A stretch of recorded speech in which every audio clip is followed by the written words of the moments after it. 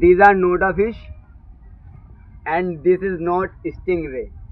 ना तो ये स्टिंगरे है और ना ही ये कोई फिश है, बट है क्या ये? These are the larva of frog। और इसको क्या कहा जाता है? टैडपोल कहा जाता है। ठीक है ना, दिख रहा है कितने बढ़िया।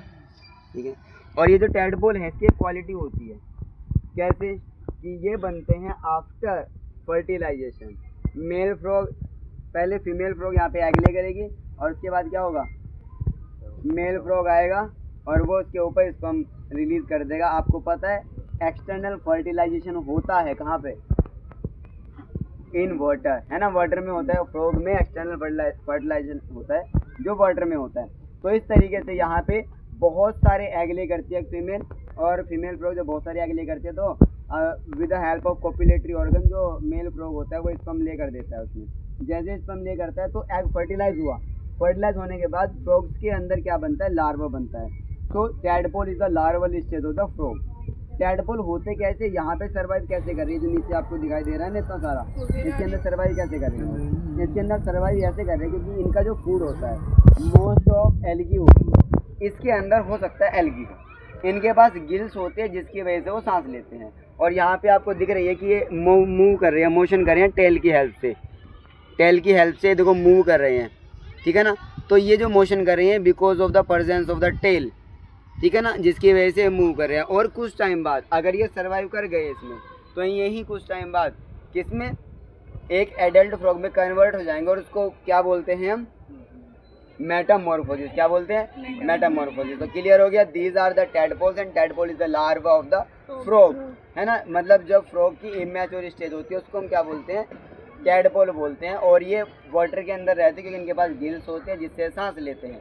इनकी अपीयरेंस ऐसी ही होती है कि ये आगे से हेड इनका हैवी होता है, मतलब they are just looking like a sperm, है ना। अगर हम उसकी शेप देखें तो ये उसी के जैसा दिखाई देता है, ठीक है ना। तो देखने को ऐसा दिख रहा है but they are not actually, क्योंकि उसकी बहुत छोटा साइज़ होता है और ये बहुत लार्ज साइज़ के हैं, ठीक है ना।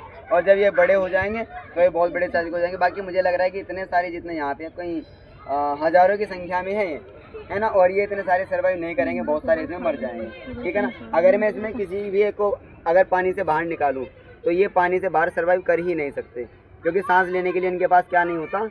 नोज़ नहीं होता, लंग्स नहीं होते, ठीक है ना। तो ये वापस पानी में जाने की कोशिश करेंगे, ठीक है ना। ये देखो पानी में वापस जाने की कोशिश करेंगे क्योंकि ये सांस ले ही नहीं पाएगा, ठीक है जी। तो इस तरीके से टैडपोल जो है बहुत अमेजिंग क्रिएचर है। इसी तरीके से और भी बनते हैं। अगर ये मान के चलो, मैंने आपको बताया अगर किसी मॉस्किटो का होता तो उनकी अपीयरेंस अलग होती है, सबकी अपनी अलग अलग अपीयरेंस होती है। इंसेक्ट में होता है ऐसा, और एम्फीबियंस में भी ऐसा देखने को मिल जाता है। तो अलग अलग इंडिविजुअल में अलग अलग टेक्निक देखने को मिल जाती है। तो मेटामॉर्फोसिस एक अमेजिंग प्रोसेस है जो इन क्रिएचर्स में होता है, ठीक है ना। बढ़िया लगा ना? भर ले जाना,